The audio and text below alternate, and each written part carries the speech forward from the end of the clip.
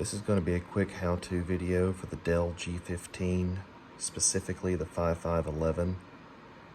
Keyboard backlight keeps shutting off. I want it to stay on, and I'm going to show you that setting. We're going to hit our power button, and we're going to immediately start tapping the F2 button.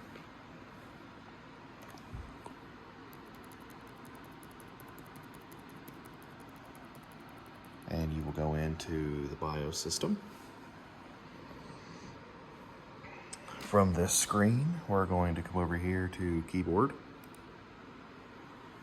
We're going to drag our option bar down, and we're going to change this to never. And we're going to change this to never. We're going to apply the changes, and we're going to exit. Upon startup, your keyboard will now stay illuminated. I hope this helps.